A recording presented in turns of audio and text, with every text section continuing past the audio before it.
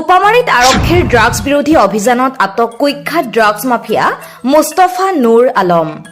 সোমবাৰে নিশা টোপামাৰীত আৰক্ষীয়ে ড্ৰাগছ বিৰোধী অভিযান চলাই বৃহৎ পৰিমাণৰ কফ চিৰাপৰ বটলসহ এজন কুখ্যাত ব্যৱসায়ীক গ্ৰেপ্তাৰ কৰিবলৈ সক্ষম হয়।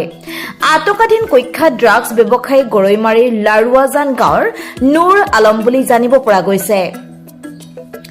নুৰ আলমৰ পৰা আৰক্ষীয়ে 140টাকৈ কডিনযুক্ত নিচাজাতীয় কফ চিৰাপৰ বটল জব্দ কৰে। টোপামাৰী আৰক্ষী চকীৰ ভাৰপ্ৰাপ্ত বিষয়া অপূৰ্ব কলিতাৰ নেতৃত্বত চলে এই সফল অভিযান।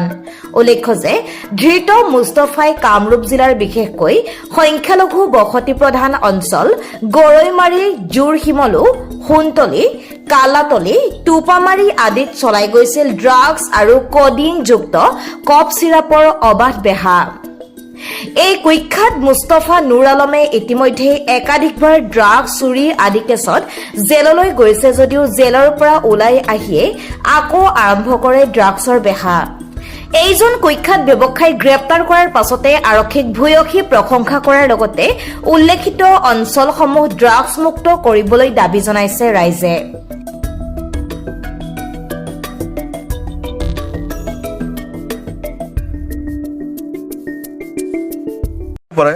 আমি ইয়াৰ স্থানীয় যুৱক হিচাপে গম পাওঁ আমাৰ টোপামাৰী আৰক্ষীৰ ভাৰপ্ৰাপ্ত বিষয়া অপূৰ্ব কলিতা ডাঙৰীয়াই বহুত ইয়াত জইন কৰাৰ পিছৰ পৰাই এটা নিচাজাতীয় যি দ্ৰব্য যিসকলে বিক্ৰী কৰে তাৰ পিছত লাগি আজি সক্ষম হৈছে। মেইন যিজন কালপিট যিজনে আমাৰ এই অঞ্চলত এই ড্ৰাগছ আমাৰ অঞ্চলত বিয়পাই দিছে সেইজন মানুহক আজি গ্ৰেপ্তাৰ কৰিছে আমাৰ অঞ্চলত।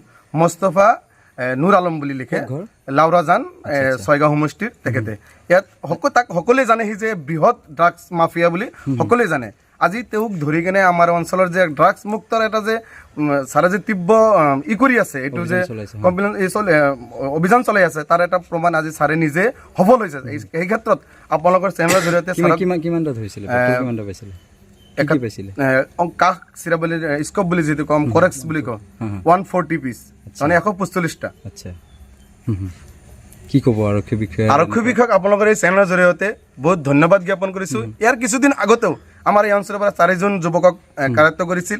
আজি সেই 4জনৰ মূল মানুহজন, আমি ক'ব গ'লে যে মূল মানুহজন এই অঞ্চলত যিজন ড্ৰাগছ বিয়পাই দিছে সেই মূল মানুহজনক আজি ছাৰে ধৰিছে আৰু ছাৰে কাৰায়ত্ব কৰিব পাৰিছে।